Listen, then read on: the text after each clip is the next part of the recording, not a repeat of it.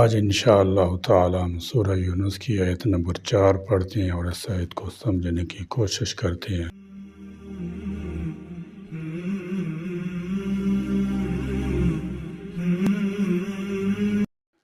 اعوذ باللہ من الشیطان الرجیم، بسم اللہ الرحمن الرحیم۔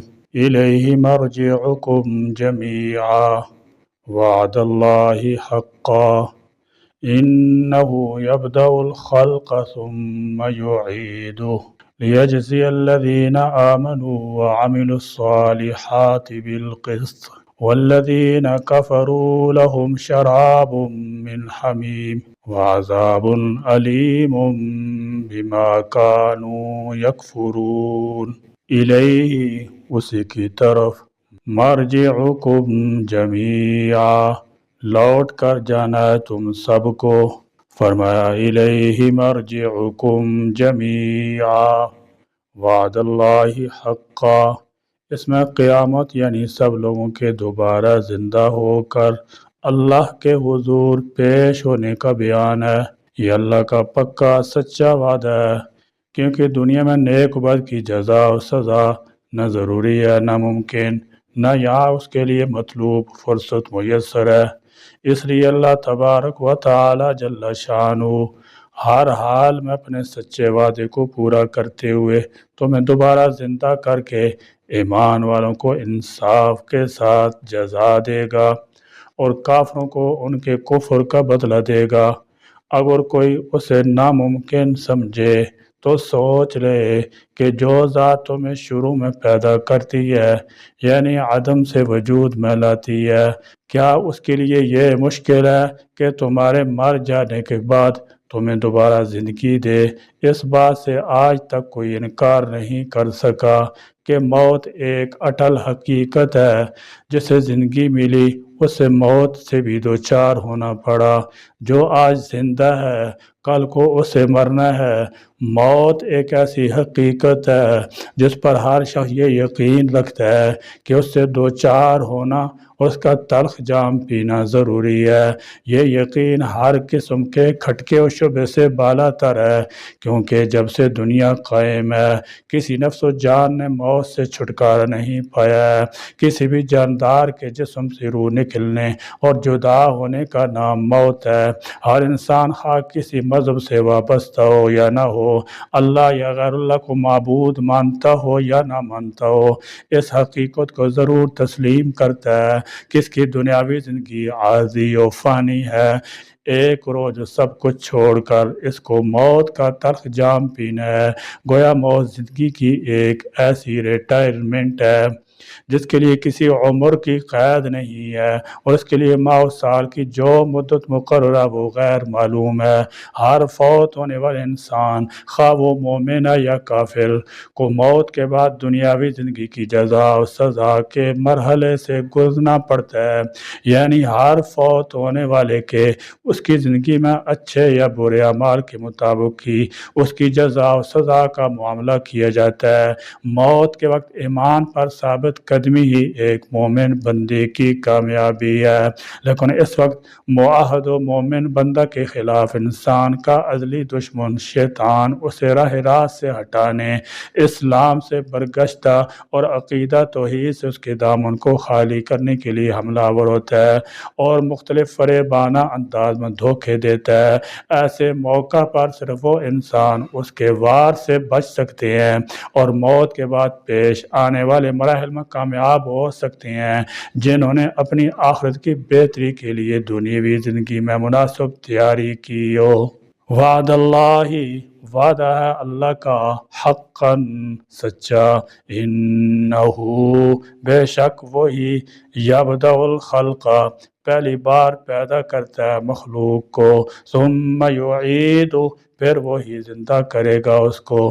فرمایا انہو یبدأ الخلق ثم یعید، بے شک وہ پہلی بار بھی پیدا کرتا ہے۔ اس آیت میں حشر نشر معاد یعنی لوٹنے کی جگہ کا بیان ہے اور منکرین کا رد ہے۔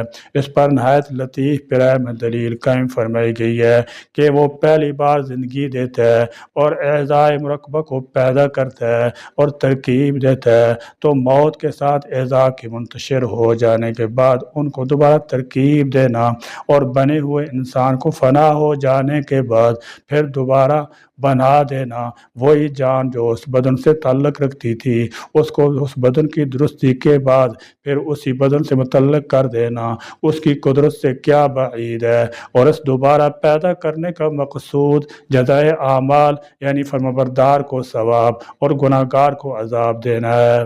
لیجزیہ تاکہ وہ بدلہ دے الذین ان لوگوں کو جو آمنو ایمان لائے وعملوا الصالحات اور انہوں نے عمل کیے نیک بالقسط انصاف کے ساتھ۔ اس سے مراد یہ ہے کہ نیکوں کے ثواب میں کمی نہ کی جائے گی، یا اس سے یہ مراد ہے کہ نیکوں نے دنیا میں انصاف کیا کہ جن باتوں کا انہیں حکم دیا گیا تھا ان پر عمل کیا اور جن سے روکا گیا تھا ان سے باز رہے۔ یہ عربی ترکیب کے اعتبار سے فرق ہے۔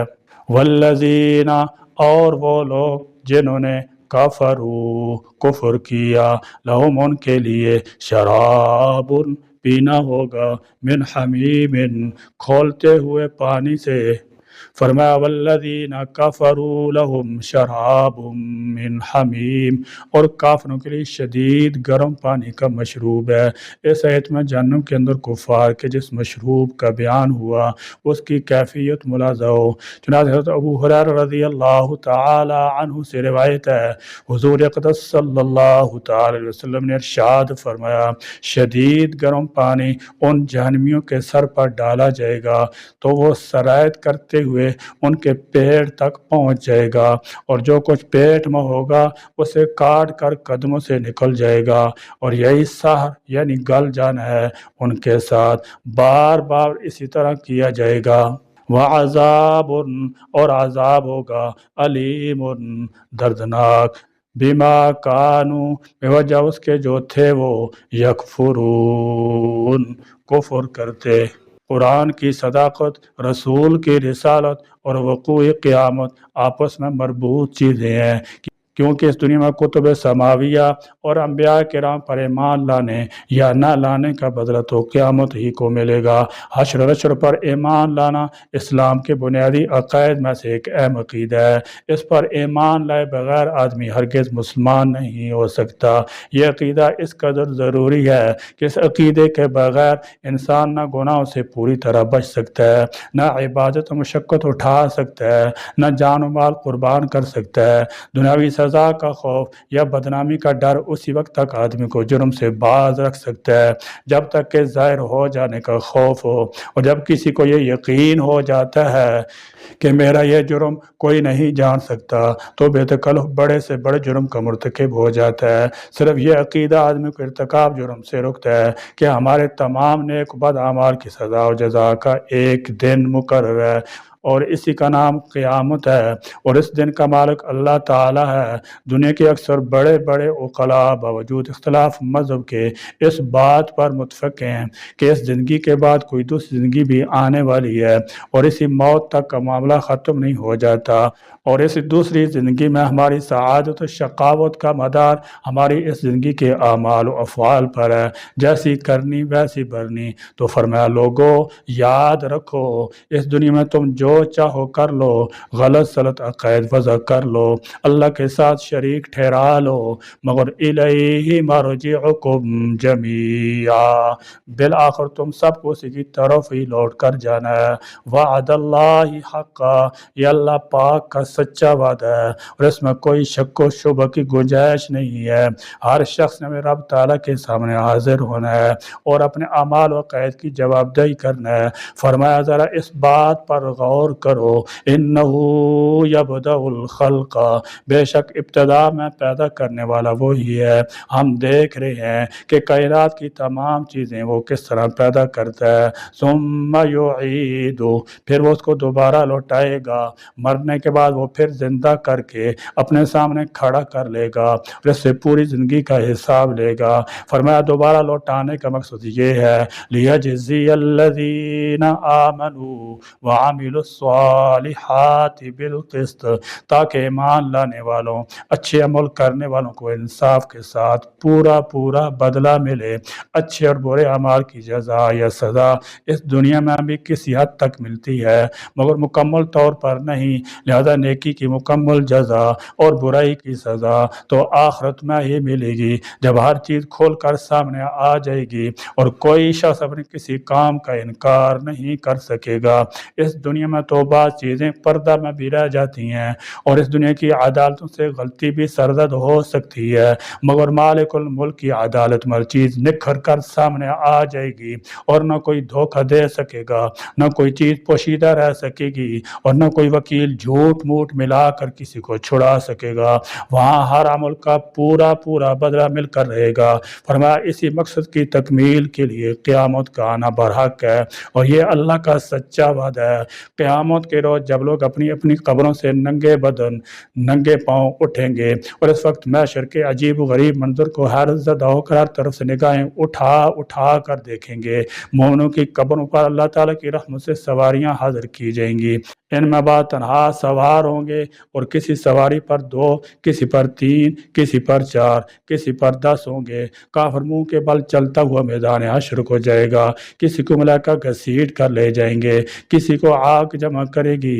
یہ میدان حشر شام کی زمین پر قائم ہوگا اور زمین ایسی ہموار ہوگی کہ اس پر رائی کا دانہ گر جائے تو دوسرے کنارے پر دکھائی دے گا۔ یہ زمین دنیا کی زمین نہ ہوگی بلکہ تانبے کی ہوگی جو اللہ تعالیٰ روز قیامت کی محفل کے لیے پیدا فرمائے گا۔ اس دن آفتاب 1 میل کے فاصلے پر ہوگا اور اس کا منہ اس طرف ہوگا، تپش اور گرمی کا کیا پوچھنا، اللہ پناہ میں رکھے۔ بھیجے کھولتے ہوں گے اور اس کثرت سے پسینہ نکلے گا کہ 70 گز زمین میں جذب ہو جائے گا، پھر جو پسینہ زمین نہ لے سکے گی وہ اوپر چڑھے گا، کسی کے گھٹنوں تک، کسی کے کمر تک، کسی کے سینہ تک، کسی کے گلے تک اور کافر کے تو منہ تک چڑھ کر مثل لگام کے جکڑ جائے گا جس میں وہ ڈبکیاں کھائے گا۔ اس گرمی کی حالت میں پیاس کے باعث زبانیں سوکھ کر کانٹا ہو جائیں گی، دل ابل کر گلے تک آ جائیں گے، ہر مبتلا بقدر گناہ تکلیف مبتلا کیے جائے گا، پھر باوجود ان مصیبتوں کے کوئی کسی کا پرسان حال نہ ہوگا۔ پھر حساب کا دفتر کھولے گا، سب کے اعمال نامے سامنے رکھ دیے جائیں گے، انبیاء علیہ السلام اور دوسرے گواہ دربار میں حاضر ہوں گے اور ہر شخص کے اعمال کا نہایت انصاف سے ٹھیک ٹھیک فیصلہ سنایا جائے گا، کسی پر کسی طرح کی زیادتی نہ ہوگی۔ ان تمام مرحلوں کے بعد اب اسے ہمیشگی کے گھر میں جانا ہے، کسی کو آرام کا گھر ملے گا جس کی آسائش کی کوئی انتہا نہیں ہے، اس کو جنت کہتے ہیں، یا تکلیف کے گھر میں جانا پڑے گا جس کی تکلیف کی کوئی حد نہیں، اسے جہنم کہتے ہیں۔ اس کے برخلاف کفار کے انجام کے متعلق ارشاد ہوتا ہے والذین کفروا، جن لوگوں نے کفر کیا اللہ تعالیٰ کی ذات، اس کی صفات، اس کے رسولوں، اس کی کتابوں اور قیامت کا انکار کیا، لہم شراب من حمیم، پیاس کے وقت ان کے لیے کھولتا ہوا پانی ہوگا۔ جب کافر لوگ اس پانی کو حلق سے نیچے اتاریں گے تو وہ ان کی آنتوں کو کاٹ کر باہر پھینک دے گا، اتنا گرم ہوگا۔ اس کے علاوہ فرمایا وعذاب علیم، ان کے لیے دردناک عذاب ہوگا، انہیں نہایت تکلیف دہ سزا ملے گی، کیونکہ بما کانوا یکفرون، اس وجہ سے کہ وہ کفر کرتے تھے۔ بلا وجہ کسی کو سزا نہیں دی جاتی۔ اللہ تعالیٰ نے فرمایا کہ کافروں کو کھولتا ہوا پانی اور دردناک سزا ان کے کفر کی وجہ سے دی جائے گی۔ ان کے پاس ہمارے رسول آئے تھے، کتابیں بھیجی تھیں، ان کو توحید کی دعوت دی گئی تھی، شرک سے منع کیا گیا تھا، اچھے اعمال کی طرف راغب کیا گیا اور اس کے لیے انہیں خوشخبری سنائی گئی، ساتھ ساتھ برے افعال کے انجام سے ڈرایا گیا تھا، مگر ان لوگوں پر کوئی اثر نہ ہوا۔ انہوں نے اللہ کی وحدانیت اور انبیاء کی رسالت کا انکار کیا، قرآن پاک کی صداقت حقانیت کو تسلیم نہ کیا، لہذا جب لوگ اس مالک الملک کی طرف لوٹائے جائیں گے تو پھر سخت سخت سزا میں مبتلا ہوں گے۔ اس آیت اور پچھلی آیات میں اللہ تعالیٰ نے اپنی صفات حلق تدبیر کا ذکر کیا ہے، سفارش کا مسئلہ سمجھایا ہے، اللہ تعالیٰ نے اپنی وحدانیت کا درس دیا ہے، اور آخر میں ایمان کفار کی جزا اور سزا کا ذکر فرما کر ان کے انجام سے بھی آگاہ کر دیا ہے۔ یا اللہ کریم ہمیں اخروی زندگی کی تیاری کی توفیق عنایت فرما اور موت کو یاد رکھنے کی توفیق دے۔ یا اللہ کریم ان کاموں کی توفیق دے جن سے تو اور تیرے حبیب صلی اللہ تعالی وسلم ہم سے راضی ہوں۔ یا اللہ کریم ہمیں قرآن کی سمجھ عطا فرما۔ آمین۔ وآخر دعوانا الحمدللہ رب العالمین۔